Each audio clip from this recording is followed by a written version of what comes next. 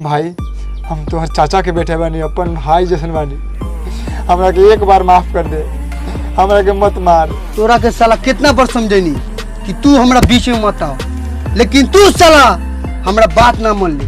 आज तो तोरा कटबे करम, आज तोरा बाप भी आ जाई तो ना बचाई। काट के 1 2 3 जाके भीतर बजाओ बीन। अरे बाप रे, ई साला पेटला हमर लाली गोटी मुंह पर से घींच लेल। देख साला तू हमर गोटी कट ले नु तो मोड़ी के पानी हमर खेत में बहले, कह दिए घरे बंद कर देला मोड़ी के पानी, ना समझ जाइए।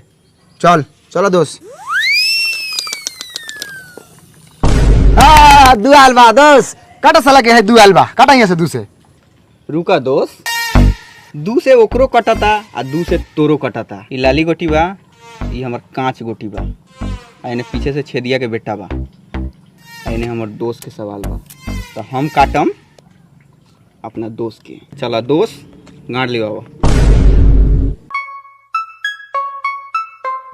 ठीक बेल घोप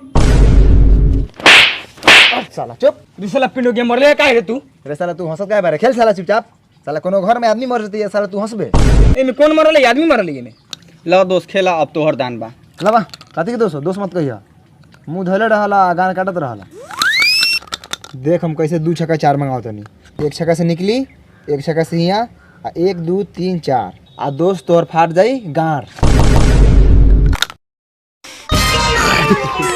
दोस्त 2 छक्का तो ना आलू, आ गेलौ 4। अब काट ले हमर, समझ गेले? बो बो का करे खेल ना होत रहले, अब खूना खतरी पे उतर गेला माने। साला हमरा के बो का कहलक। ओ छोड़ो काती छोड़ रे? तो ना छोड़ भाई, मुआ दे भाई, मुआ दई। हई साला काहेला खिसियाता रे? तू साला खेलता रे? हैं? नहीं खेलत नू तो मुड़िया आइट के मुआ दई। मतलब बो छे कही तो आइट के वही देबे। हम ना कुछ बोलम। मतलब मत बोल।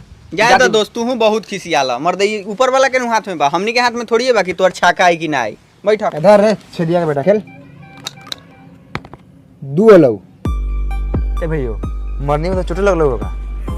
अच्छा जाए दे, थोड़ा हम खीस बर के लखन वैसे मार देने हुआ तो भाई नु बारे का हो जाई। देख भैया तोरा 2 आइल हो, आई साला पेटला के 2 से कटाता। इस साला के गोटी काट, हमरा बहुत अच्छा लागी काटबे तो। इस साला हमर लाली गोटी के कटलो गो तन के माय लागल साला के। काट भैया जल्दी काट। तोहरो कहल ठीके बा, लेकिन दू से हम हई चलो। घुर पर आ गेली, किलवा के थमे ले जाके मरले हा। अच्छा तो न गोटिया ना कटले, आई पेटला तोर बाप लग तो करे साला ना कटले गोटी। अरे खेले आवलस की लड़े आवलस रे? अब पेटला केकरा बोलत रे? हाय खइले बल तुम पेटवा निकलल बा, तोरा कमाई खाई ले का रे? पेट निकलल नु तो हराम के कमाई के पेट निकलल, समझ ले। तोर बाप बेईमान लहू, साला बेईमानी कर लेलहू। साला हमरा जमीन में 2 ईंटा घिसका के बनले हूँ। साला देख साला अभी ले मोड़ी के पानी गिरत हूँ। देख देखना ले ले पानी, देख चूतू ठोपे ठोप। तोर मतारी बात मानल लहू तनको। ए पिंडोगी तू खेले आवलिस की पटी पर जाके झगड़ा सुलझाए आवलिस रे? हाँ पिंडोगी, वही बेर से देखत नहीं तू पिंडोगे रहत रे। रे खेल ना, झगड़ा बाद में कलिए सा, मोड़ी बहे दे। चल खेल।